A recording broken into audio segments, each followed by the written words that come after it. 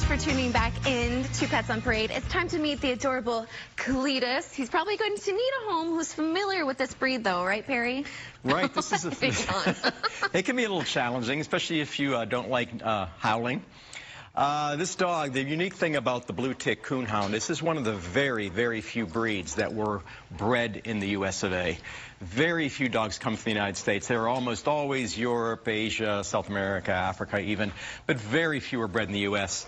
This doggy was bred in the state of Louisiana, and they were bred to go after raccoons, hence the name Coonhound. And of course the blue tick, the very ticky markings they have now is very, very pretty. They do have a French ancestor called the Bleu de Gascon from southern France, and they are a descendant of that doggy.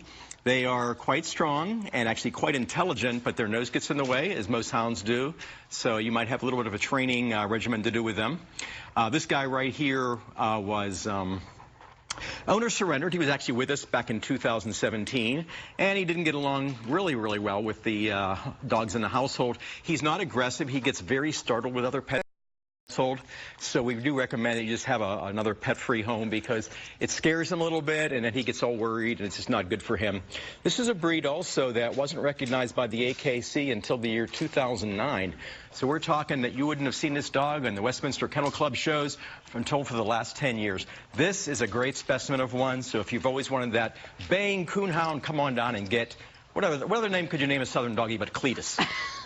Right, and he's ready to go. Thank you, Perry. And this next message and photo is from our CEO and president, Dr. Hansen. He says, I had to share this image. This gentleman pulled up in front of Sunny Slope and jumped out of his cab and went to our clinic door. When I asked how we could help, he asked if he could buy a leash for his dog, Stormy. I told him we're not open, but I'd be happy to give him a leash at no charge. I then asked if I could get an image of the two of them and shared our philosophy on adoption. Stormy is an incredibly friendly pit bull who just needed to go to the bathroom.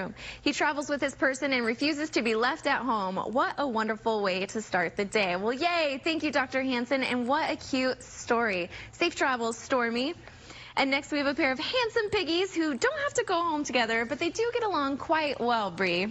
Yeah, they get along really good. We've got Oliver here in the black and white, and then the brown and white is Barry. And both of them have been munching on the carrots that we brought to the studio. So we're starting to run out of carrots because they're enjoying them so much.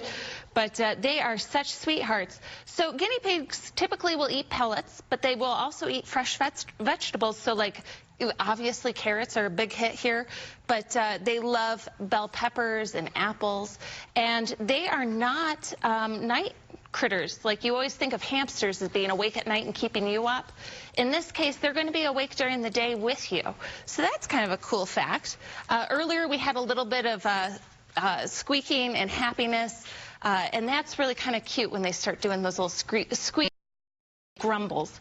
But they will let you know if they're feeling comfortable or if they want more attention. They are definitely little social creatures.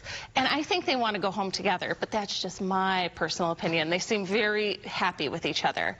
But come down and meet them. They are definitely a cute little pair. Oh my gosh, and they've got to have good eyesight with how many carrots they've chomped down recently.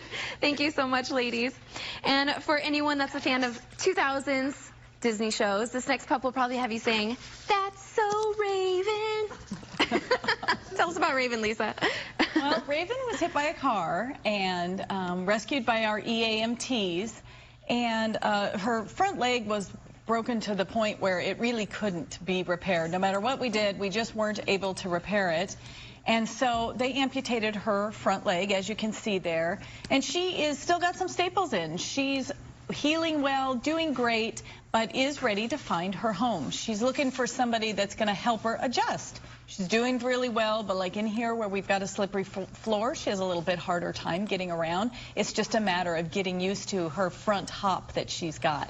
She is super calm. She recovered in our hospital, and she laid there. Every time we went by, we were worried something was wrong with her. But she just gets very, very depressed in our kennel environment with all the other barking dogs. She just lays there very calmly. She's a quiet dog. So she's going to make a great addition to someone's house. She just needs to have a family that will help her adjust to 3 legs. She'll adjust, and before you know it, once she's comfortable, she'll be doing just fine in your household. But she is looking for somebody to help her partner on that.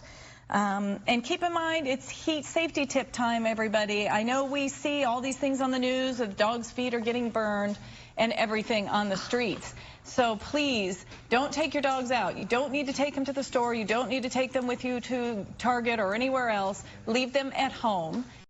If you do have to take them out, there are dog booties, but even in this Arizona heat, that blacktop can get to be 140, 150 degrees. So please leave your pets at home and do not take them with you at this time of the year. And Raven will just be here napping with me until the right person for her comes along. She's definitely going to be a great cuddle buddy. Yes. Oh my, she's already passed out. Thank you, Lisa.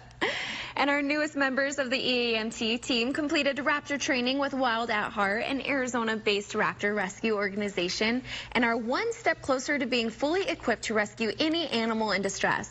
They learned all about the behavior and habitats of falcons, owls, vultures, and other birds of prey, as well as how to safely capture and transport those who are sick or injured. While AHS primarily cares for companion pets like cats, dogs, and critters, our rescue team is prepared to safely assist reptiles, wildlife, and raptors before bringing them to a rescue partner for further care. EAMTs are required to also complete reptile training with Phoenix Herpetological Sanctuary and wildlife training with Southwest Wildlife Conservation Center. This is one of the many ways we work together with our partners in animal welfare, all with the shared goal to save as many animals as possible. And the summer is here, so that means a nice, refreshing drink by the pool is needed. And you can't do that without a little dose of tequila, right, Bree? A little tequila here. She might not be able to help you make a margarita, but she's a social butterfly, so she'll probably hang out with you while you're enjoying that margarita. Her foster parents say that she was a kind of a diva in a good way. She likes hanging around with people, but she'll let you know if she wants attention or not. But she has a reputation of being an explorer and liking to get to know everyone. And she's obviously beautiful, really quite cute. But something to keep in mind with kittens, especially if you find them out in your backyard or in your community, and they're by themselves without a mama cat, definitely keep an eye on that situation. Don't catnap or kitten nap them. Go ahead and keep an eye on them. Mom is probably out hunting and bringing back food, so definitely keep an eye on them, and you can always go to our website to get more information, azhumane.org/foundkittens, and they'll help you kind of guide your way through if you come across a batch of kittens. Oh my gosh, yes, we're seeing so many cats right now, so great tips. And make sure to keep it tuned right here to the show. We're going to introduce you to our little helper that we saw during the guest segment earlier in the show.